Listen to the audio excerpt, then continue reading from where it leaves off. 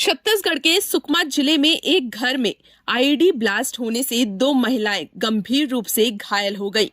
Blast में एक महिला गंभीर रूप से घायल हो गई। घायल महिला को इलाज के लिए रायपुर भेजा गया। डिप्टी सीएम विजय शर्मा ने घायल महिला को घोर नक्सल प्रभावित इलाका भीमापुर से बाहर निकलवाया। इसके बाद उसे इलाज के लिए रायपुर लाया गया। घायल महिला का पैर बुरी तरीके से डैमेज हो गया है। एम्स अस्पताल में उसका इलाज जारी है। इस दौरान डिप्टी सीएम विजय शर्मा घायल महिला से मुलाकात करने पहुंचे। वहां उन्होंने महिला का हालचाल जाना। इसके बाद विजय शर्मा ने मीडिया से बातचीत में कई मुद्दों पर अपनी बातें रखी। आइए जानते हैं उन्होंने पत्रकारों के सवालों के जवाब में क्या कुछ कहा। डरे हुए हैं, बहुत स्पष्ट दिखता है।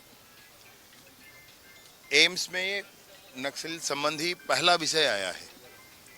एम्स अभी नहीं आता था। कल बात डायरेक्टर साहब से बातचीत करके यहाँ पर प्रारंभ किए और जिला सुकमा, विकासखंड कोंटा, थाना जगरगुंडा, ग्राम भीमापुरम से मड़कम सुक्की नामक युवती का आईईडी ब्लास्ट से पैर पूरा ये हो गया है। मुश्किल से आ पाई हैं बाहर। मैं लगातार एसपी साहब से वहाँ बातचीत करता रहा, वो भी कोशिश करते रहे और जान बचाने के लिए इनको लेकर के रायपुर आया गया है। अन्यथा डेंजरस होता सब कुछ, लाइफ थ्रेटनिंग था। पैर तो शायद अभी भी नहीं बच पाएगा, परंतु जान बच जाएगी और फिर आगे जो आर्टिफिशियल पैर वगैरह होते हैं वो करेंगे इनके लिए। ऐसा ही विषय था, आपको याद होगा, अन्नू लेकाम, यह भी बीजापुर का विषय था। अन्नू लेकाम जो युवा जिसका पैर आईईडी ब्लास्ट के कारण ख़त्म हो गया था और यहीं बुला करके मंगा करके रामकृष्ण हॉस्पिटल में उनका इलाज कराए थे। ऐसा ही है, आपको याद है, बीजापुर में ही दो बच्चे और श्रमिकों की भी मौत इसी तरह से हुई थी। नारायणपुर के छोटे डोंगर में ग्रामीण की मौत हुई थी। अभी लेटेस्ट की बात कर रहा हूँ मैं, पुरानी बात नहीं कर रहा हूँ आपको। 11 मई के गंगालूर बीजापुर में एक व्यक्ति आईडी के चपेट में, ब्लास्ट के चपेट में आई थी। ऐसे ये लेटेस्ट है मामले। तो भैया आईडी नहीं पहचानता है कि ये सुरक्षा बल के लोग हैं या जानवर हैं या फिर ये नक्सली हैं या फिर ये सिविलियंस हैं। इसलिए बस्तर भर में पूरा यहाँ से वहाँ तक बारूद बिछा कर रखना बिल्कुल अनुचित है।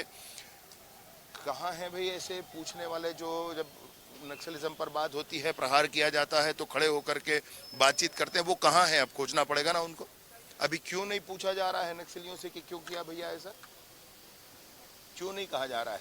वो फिर से कुछ होगा तो फिर यही बात शुरू हो जाएगी कि ये किया और वो किया, गलत कर दिया। ये गलत नहीं है। इतने सारे और प्रकरण जब गिनाए, वो गलत नहीं है। अगर ये गलत है तो नक्सलिज्म समाप्त होने के लिए बात होनी चाहिए। ऐसी दर्दनाक स्थितियां, ऐसी दर्दनाक जीवन, ऐसा नहीं होना चाहिए भैया। और इसलिए मैं सभी से आग्रह करता हूं, इस विषय पर सभी से आग्रह करता हूं कि माओवाद ने दुनिया को कुछ नहीं दिया। आने वाले 3 जून और 4 जून की दरमियानी रात, यही 1989 का वो समय था जब बीजिंग के थियानमन चौक में मैसिव मैसेकर हुआ था और उस समय जो कुछ हुआ था उसकी याद लोगों के मन में आज भी है। वही माओवाद है, वही शासन है। क्या वही शासन फिर देना चाहते हैं? करना क्या चाहते हैं भाई? लेकिन अब और ऐसी चीजों को नहीं सहा जाएगा, हर हाल में नहीं सहा जाएगा। नहीं, अपना समझ कर देखिए। जब प्रवीर चंद भंजदेव जी की हत्या हुई थी ना, उस कालखंड को याद करना चाहिए। और ये विष्णुदेव जी की सरकार है, सरल सीधी सरकार है, पालनहारी सरकार है, सेवक सरकार है। इसमें उनको चिंता नहीं करना चाहिए। भैया ये बेमेतरा ब्लास्ट मामले के पूर्व मुख्यमंत्री पहले से ही है, वायु श्रेणी की सुरक्षा है और जो भी आवश्यकता होगी वो करेंगे। सुरक्षा की आवश्यकता, कहीं और निवास की आवश्यकता, जैसा उनको उचित लगेगा जीवन की सुरक्षा के लिए। मेरा आग्रह भी उनसे इतना ही है कि ये सब ना सोचें, ये सोचें कि इन सारी समस्याओं से बढ़कर आगे कैसे समाज की सेवा की जाए। ये अलग अलग विभागों में आप लोग, आपका विभाग है, गृह विभाग में भी 1000 से ज़्यादा पदों पर भर्ती होगी। कैसे देख रहे हैं युवाओं के लिए आप? 1000 नहीं भैया, 8000 पे होगी। 8000 पे होगी और अब शेड्यूलिंग करेंगे। हर साल के नियत महीने पर फला परीक्षा आयोजित होगी, इसको निर्धारित किया जाएगा।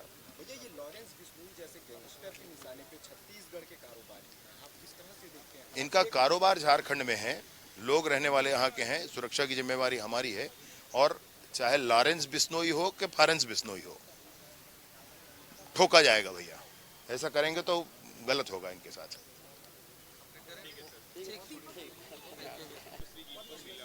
नहीं मान, उनके संदर्भ में कल भी दिन भर बातें होती रही। उनके मन में आ गया कि ऐसा कर दूं क्या, परंतु उन्होंने ऐसा नहीं किया। परंतु ये सिर्फ धमकियों के कारण है भाई। अभी मांझी जी की क्या दिक्कत है बताओ? अगर वो लगातार लोगों की सेवा कर रहे हैं तो क्या गलत कर रहे हैं? और अगर उनको सरकार ने सम्मानित किया तो क्या गलत कर दिया भाई? अभी उनको धमकी दे करके क्या मतलब है?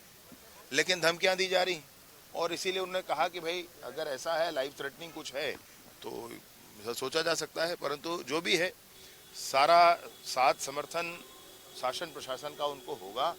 वो जैसा उचित समझेंगे आगे अपनी व्यवस्थाओं के लिए, वैसा किया जाएगा। ये अलग अलग विभाग पंच कैसा है? 48 घंटे बीत गए हैं, 5 सवाल पूछे हैं कि कैसा सुशासन, कैसी गारंटी?